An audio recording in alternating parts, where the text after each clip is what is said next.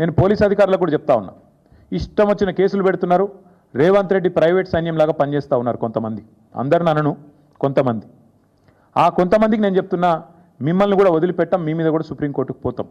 ఇష్టానుసారం చెలరేగిపోయి అడ్డమైన కేసులు పెడుతున్న పోలీస్ అధికారులు ఎవరైతే ఉన్నారో ఆ కొంతమందికి నేను చెప్తా ఉన్నా, అందరినీ కాదు, అందరూ ఉలిక్కిపడాల్సిన అవసరం లేదు.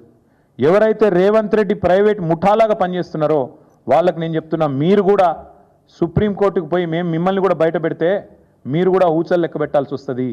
మీరు కూడా సుప్రీంకోర్టుతో తలవాచి తిట్లు తినాల్సి వస్తుంది. మీకు కూడా ఇగో వీళ్ళకి పట్టిన గతే మీకు కూడా పడుతుంది. జాగ్రత్తగా ఉండండి. ఖచ్చితంగా పోతాం. ఇప్పటికే రీట్వీట్లు చేస్తే కేసులు, దానికి కూడా కేసు పెడతారండి. ప్రపంచంలో ఎక్కడ చూడలేదు ఇది. అంటే ఇంత మూర్ఖంగా మరి ఈ ప్రభుత్వం చేస్తున్న వ్యవహారాన్ని ఇవాళ సుప్రీంకోర్టు ఏదైతే ఎండగట్టిందో వారికి అభినందనలు తెలియజేస్తూ మరి మేము కూడా ఎదురు చూస్తాం. ఇవాళ 17వ తారీఖు నెలాఖరు దాకా చూస్తాం. ఎందుకంటే మోడీ గారి ప్రభుత్వం నిజంగా వారు ఏమైనా చెప్పేది నిజమా కాదా, బీజేపీకి ఏమైనా చిత్తశుద్ధి ఉన్నదా లేదా చూస్తాం. తర్వాత కూడా ఓపికగా కేంద్ర ప్రభుత్వ సంస్థల దగ్గరికి పోతాం. మా మీటింగ్ కూడా ఉంది ఏప్రిల్ 27. అది అయిపోయాక కేంద్ర ప్రభుత్వ సంస్థల దగ్గరికి మా పార్టీ నుంచి పోతాం. పోయి వారికి ఆధారాలతో సహా మళ్ళీ ఇస్తాం, ఫిజికల్గా ఇస్తాం.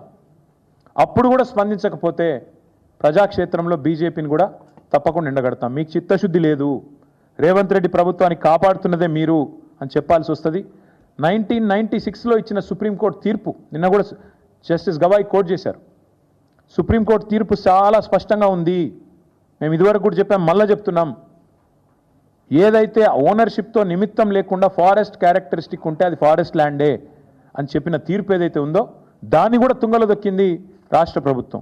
అందుకే మేమనేది ఈ ఆర్థిక దోపిడీ, ఈ పర్యావరణం మీద జరిగిన అరాచక దాడి, వీటన్నిటి విషయంలో ఖచ్చితంగా నరేంద్ర మోడీ గారు స్పందించాలి. స్పందించకపోతే మీకు కూడా ఇందులో కొంత పాపంలో వాటా ఉన్నది అని అనుకోక తప్పదు.